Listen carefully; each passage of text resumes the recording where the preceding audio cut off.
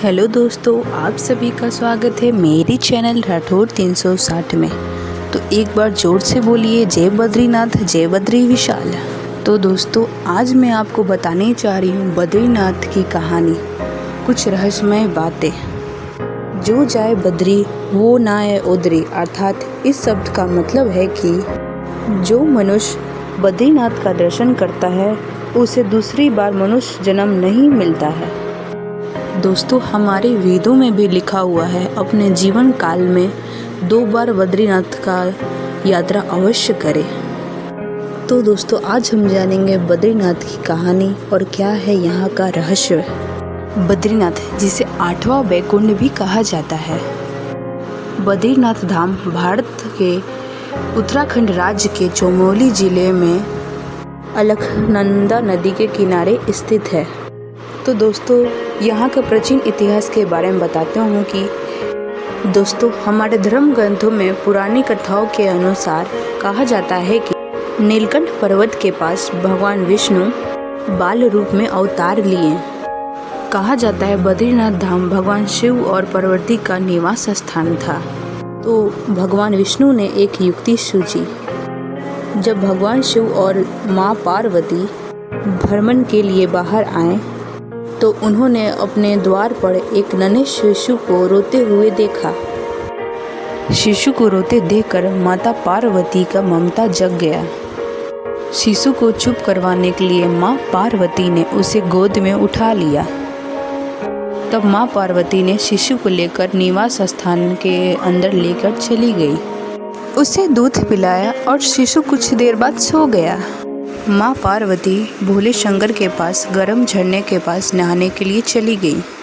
स्नान करने के बाद दोनों लौटे तो देखा उनके निवास स्थान का दरवाज़ा अंदर से बंद था। तब माँ पार्वती ने शिव जी से कहा, अब हम क्या करें।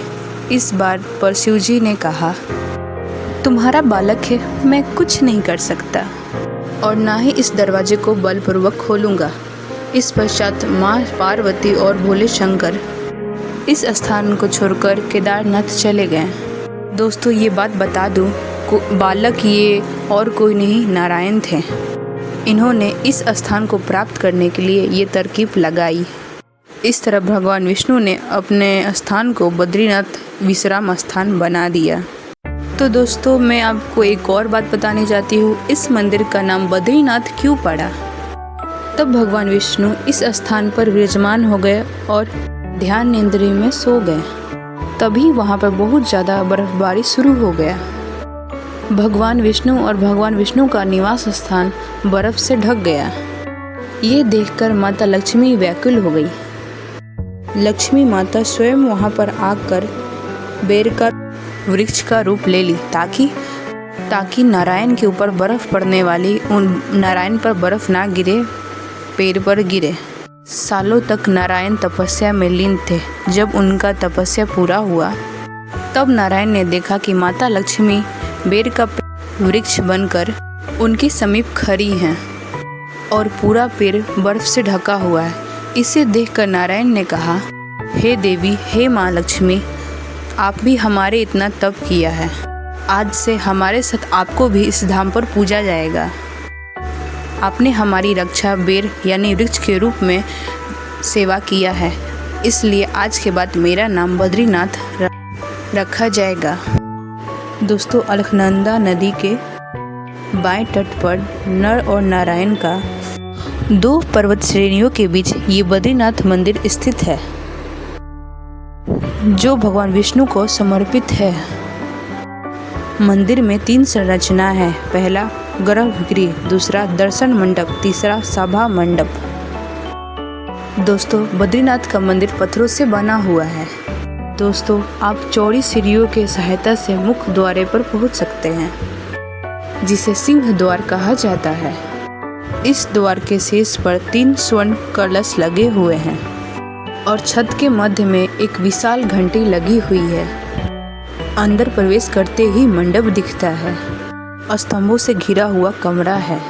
यह मुख्य मंदिरों की ओर जा रहा है। इसी मंडप में बैठकर भक्त आरती देखते हैं और पूजा देखते हैं। इसी मंदिर के सभा मंडप में धर्मधाकारी नायब वेद पाठक बैठते हैं। विद्वानों का बैठने का स्थान है। तो दोस्तों गर्भगृह शंकु आकार का है। मंदिर के अंदर बद्रीनाथ का जो मूर्ति है 1 मीटर का है और शालिग्राम मंदिर पत्थर का बनाया हुआ है और काले रंग का है, जिसे बद्री वृक्ष के नीचे सोने चंद्रमा में रखा हुआ है। बद्री नारायण का जो मूर्ति है ये स्वयं प्रकट हुई मूर्ति है। इस मूर्ति में नारायण के 4 हाथ हैं। मान्यता ऐसा है कि सतयुग तक भगवान विष्णु ने भक्तों को दर्शन दिया है, साक्षात दर्शन दिया है। त्रेता युग में साधुओं और देवताओं को दर्शन दिया है। द्वापर युग में जब श्री कृष्ण जन्म लिए तो भगवान नारायण ने एक नियम बनाया, मनुष्य को उनके विग्रह के ही दर्शन होंगे। मान्यता है कि भगवान शिव को ब्राह्मण हत्या से मुक्ति मिली थी। इसका गवाह ब्रह्म कपाल है।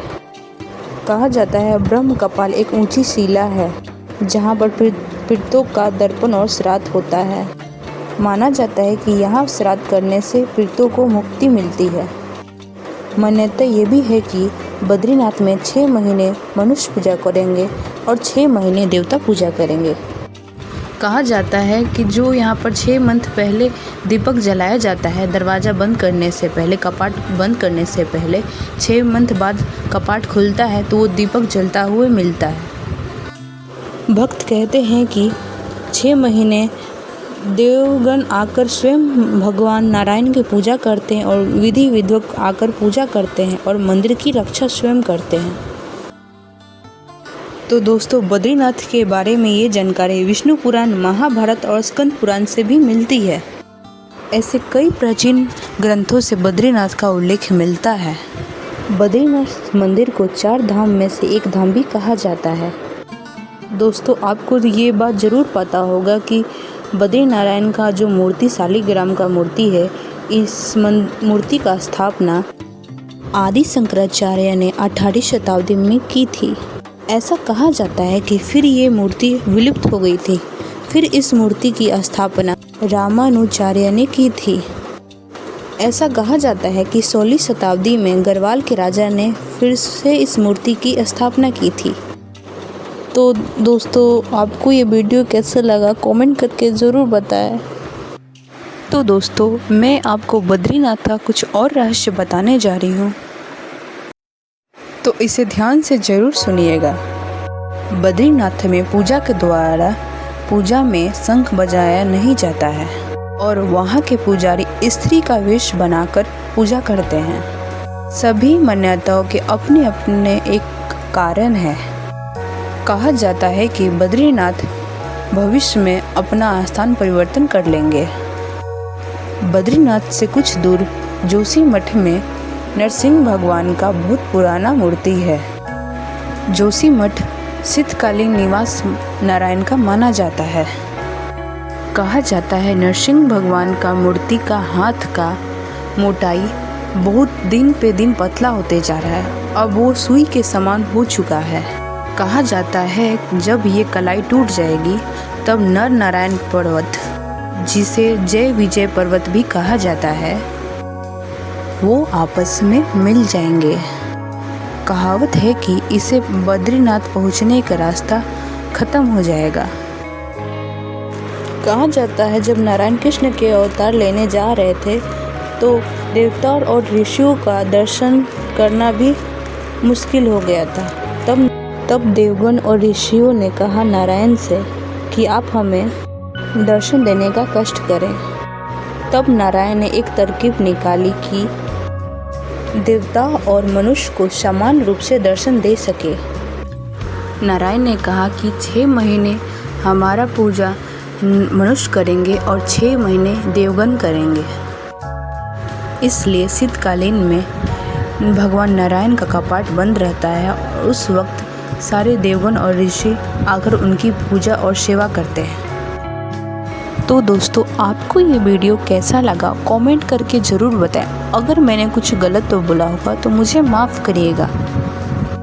अगर आप बद्रीनाथ घूमने गए थे तो आपका एक्सपीरियंस कैसा था, आपको घूमने के बाद आपको कैसा लगा, आप कमेंट करके ज़रूर बताइएगा कि आपको बद्रीनाथ घूमने के बाद कैसा लगा।